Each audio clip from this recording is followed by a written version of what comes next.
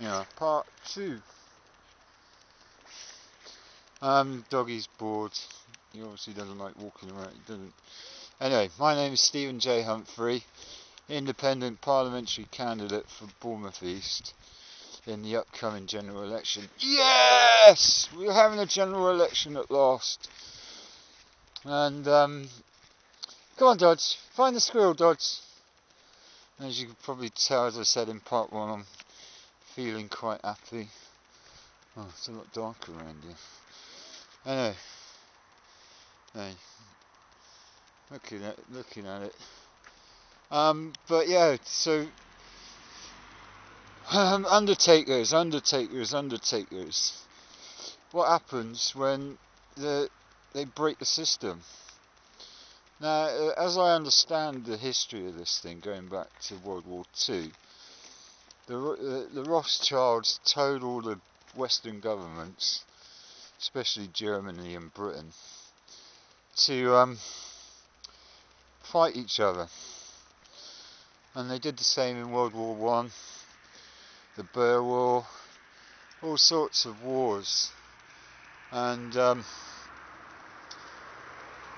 to make the Rothschilds and the bankers lots and lots of money. And because you think about it, you think about war. What do you need for war? You need lots of willing volunteers. You need guns and ammunition and tanks and planes and ships and nuclear weapons and things like that. And then you basically chuck them at each other. It goes all the way back to this early prehistoric times when we had rocks and sticks and things, where we chucked the sticks at each other, and it's hilarious. And all we've done is built bigger sticks, and I just find it hilarious. Thinking that we spend all this money. I mean, what is it? They said the other day it was $640 million a day is currently spent on war. The application of war around the world. $640 million a day. And you can work out the maths for yourself. But there are about 60, 61, 62 million people in Britain. So you're talking, what, 100,000? Oh, I haven't got my maths head on today. So I'm going to get some funny looks from people as they go by.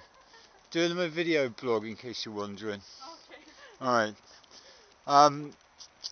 And we basically chucked stones at each other, chucked bombs at each other.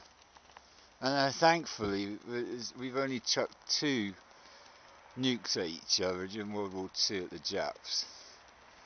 And the Japs would have considered that an honourable death because it's war, and they had total war philosophy, and the Japs consider it an honour to die in battle, as do I, and I'm putting that on the record. If I get killed by an SAS guy going PAW, then I consider myself going straight to Valhalla. And that's what I believe.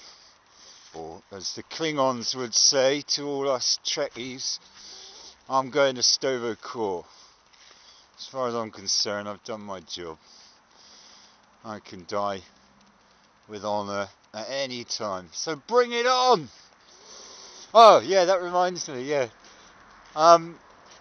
TV debate. For those lucky people that live in Bournemouth East, I'm going to get the TV companies to come to Boscombe, probably beginning of March, and we're going to film a debate.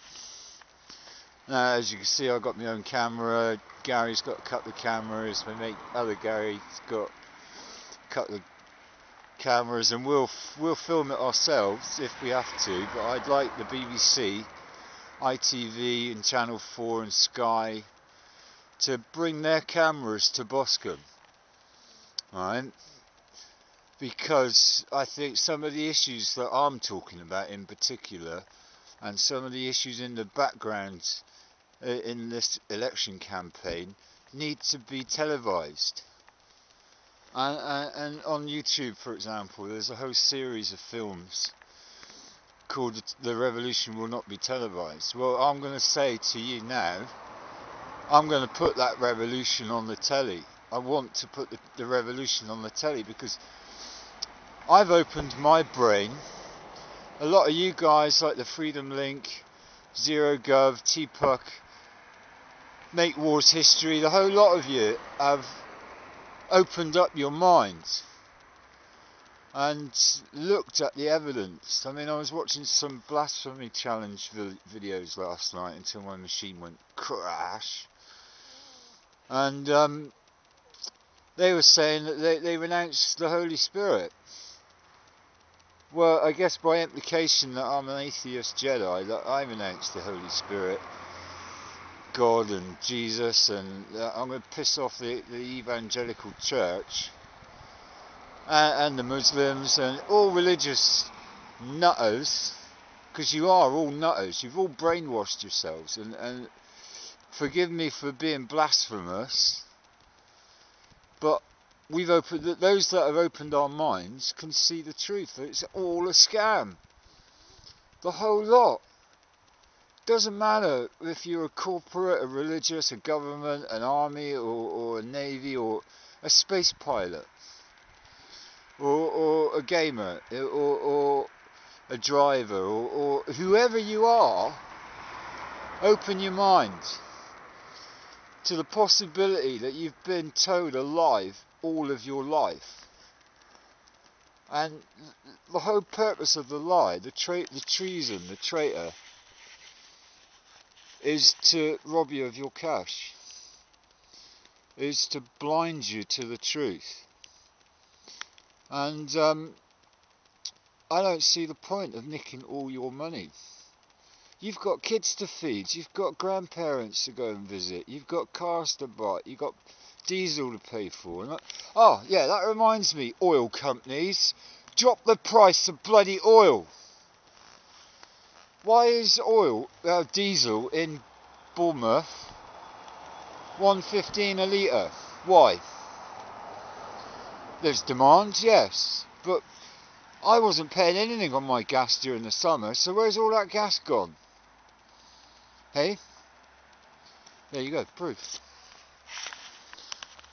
The whole basis of society today is to rob us, we the people, of our lawfully entitled cash.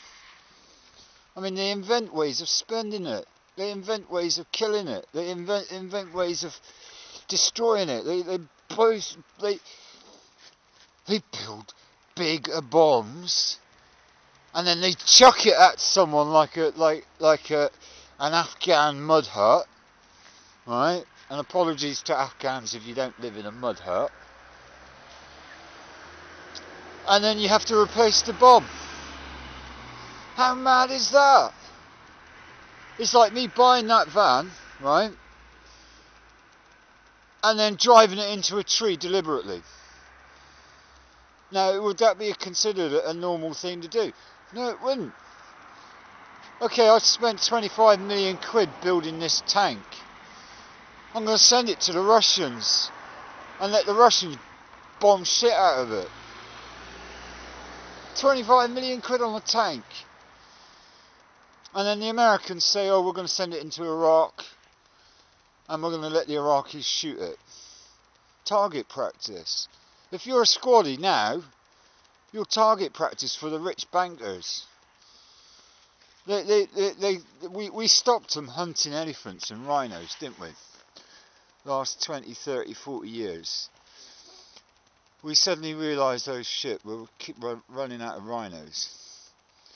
And then we had the World Wildlife Fund stop hunting rhinos with rifles. The peasants can hunt them if they need to, but they endangered the species. So instead of shooting rhinos, the rich global elites are now shooting Afghans. And they're getting you, squaddies, like me in the past, to go and do their dirty war for them.